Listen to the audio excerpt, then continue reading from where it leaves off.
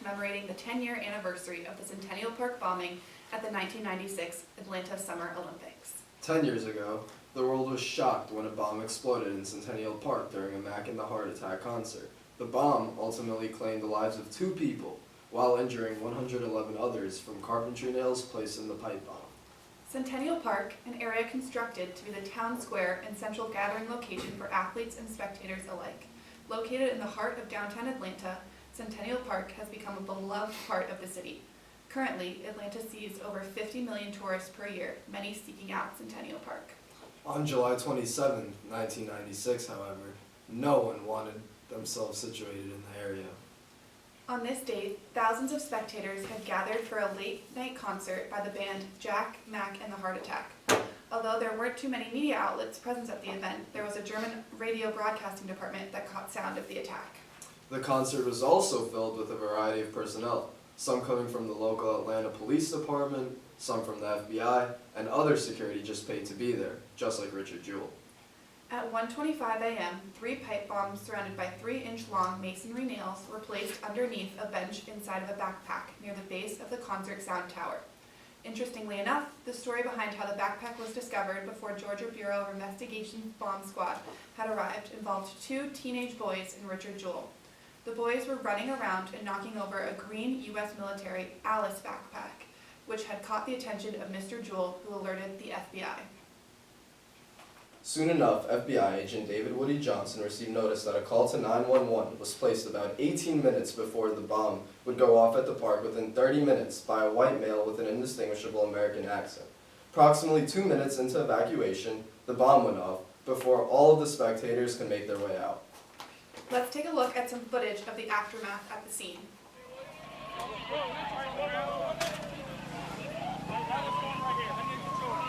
Get the camera out of here. Get back. Fuck out. Get out.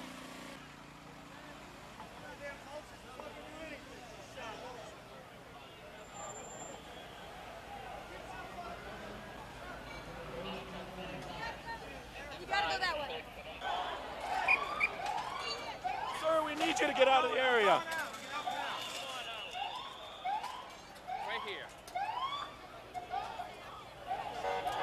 Away from everything. This shit is ridiculous. Don't you? Step away. When asked about whether the 1996 Olympics in Centennial Park will keep going, President Clinton stated that the Olympics would continue and denounced the bomb as an evil act of terror. Good morning.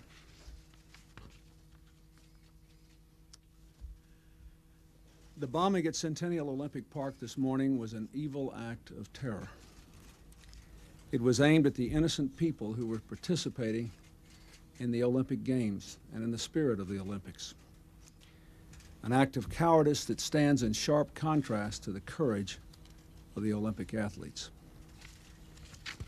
On behalf of all Americans, let me extend my condolences to the families of those who lost their lives and our prayers to those who were injured.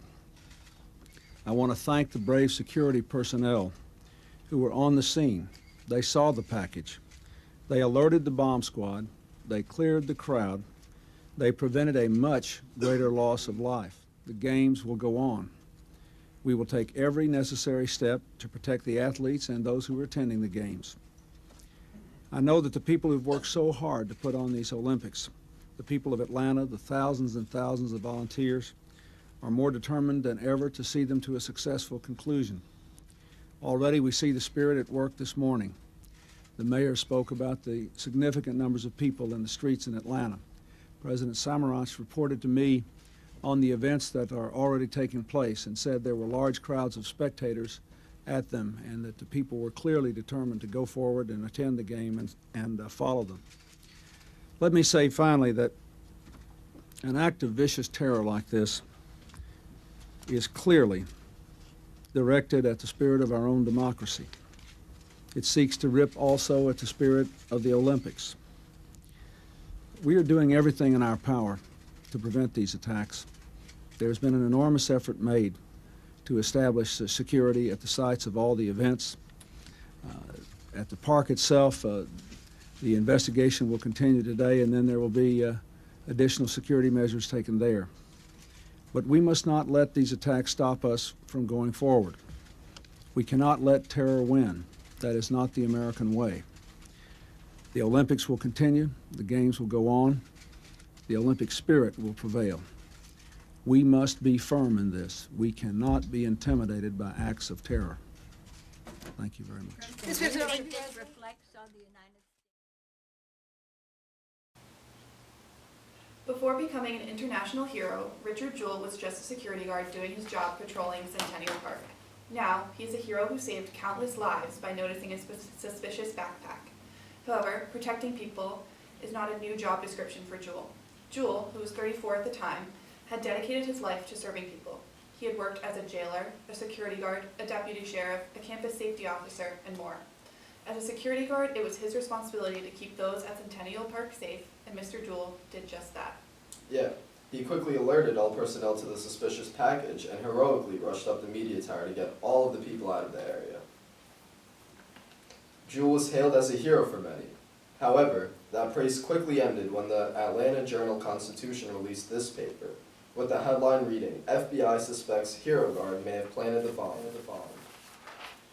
The Tuesday after the bombing, Richard Jewell had gone from a hero to a terrorist. The FBI began working on the lone terrorist narrative, believing Jewell to be the new Timothy McVeigh. Moreover, it was Jewell's employment history that also raised red flags for the FBI. While a security guard at his apartment building in 1990, Jewell was fired for being too aggressive and impersonating a police officer. At his last job as a campus safety officer at Piedmont College, Jewell was fired for overstepping his authority. He was caught on many occasions giving out speeding tickets outside of campus's jurisdiction. All Jewell had ever wanted was the respect and fame that comes with being an officer of the law. Many believed that Jewell used this international stage to earn the title of hero that had always eluded him. And as mentioned, Jewell fit the criteria as a lone wolf terrorist. Jewell is a white Southern male who has been overlooked his entire life, and the FBI used that to craft a narrative in which it was Jewell's search for fame and notoriety that motivated him to plant the bomb. Many quickly accepted the lone wolf terrorist theory about Jewell and shunned him internationally. It was not until October 26th, almost 3 months after the bombing, was Jewell cleared of all charges. The FBI concluded that it was impossible for Jewell to have been the bomber based on eyewitness accounts for the night, as well as the lack of evidence. Unfortunately, once Jewell was exonerated, the FBI hit a standstill with no viable suspects as to who set off the bomb. Without a person to replace Jewell in the media, many still believed Jewell to be the bomber. It was not until the perpetrator struck again by bombing an abortion clinic on January 16, 1997 in Atlanta, and a local lesbian bar on February 21, 1997, that the investigation had new leads. After these two bombs, the FBI were able to conclude that based on the materials used and the placement of the bombs, matched the tactics used at Centennial Park about 8 months earlier. However, still no suspects emerged despite new physical evidence from the two new bombs. It was not until a year later, on February 14, 1998, after the bombing of an abortion clinic on January 29th in Birmingham, Alabama, that the FBI figured out who the culprit was. Luckily, 2 bystanders witnessed the bomber get in his pickup truck and were able to give the FBI a license plate. Ultimately, this led to the identification of the bomber, Eric Rudolph. Unfortunately, after being identified as a person of interest, Rudolph fled to the Appalachian woods for 5 years. It was not until May 31, 2003 that Rudolph was apprehended while sifting through a dumpster. The rookie officer who found him thought there was a burglary in process. It was not until later that Officer Jerry Scott Postel had identified who he had arrested as the Centennial bomber. Here is footage from a press conference involving Officer Postel who arrested Rudolph just 3 years ago. Good afternoon, ladies and gentlemen. Today we found Eric Rudolph behind a ShopRite dumpster diving. As you may know, he is on the FBI's most wanted list. We believe he's the primary suspect in the Centennial Park bombing that occurred 10 years ago, and we have brought him in for questioning. Thank you very much. After this monumental arrest, many people began asking, who is Eric Rudolph? Rudolph had a very troubled upbringing. At age 15, his father died, leaving Eric with his older brother Daniel and mother Patricia. At age 18, Eric and his mother spent time at a Christian Identity compound in Missouri. It was known as the Church of Israel. It was here that Rudolph developed his deep distrust for the government as well as a deep hatred for Judaism. His mentor, Dan Gaiman, popularized the idea that white people are the descendants of Adam and Eve, while Jewish people are the descendants from Cain, and therefore Satan. Following his time at the Church of Israel, Rudolph enlisted in the U.S. Army, but was ultimately discharged for use of marijuana in 1989. Interestingly enough, one of the reasons the FBI believed Richard Jewell to be one of the bombers was because he seemingly matched the profile created by Timothy McVeigh the year prior in 1995. Ironically, Rudolph's life mimics that of McVeigh's much closer than Jewell's ever did. Finally, it was not until last year, 2005, that Rudolph spoke openly about his motivations for the 4 bombings that he committed. He cited that he committed these atrocities in protest of the United States' legalization of abortion and the growing acceptance of homosexuality. However, the Centennial Park bombing was an attempt to embarrass the United States government on a global scale and force them to cancel the Olympics, wasting billions of dollars.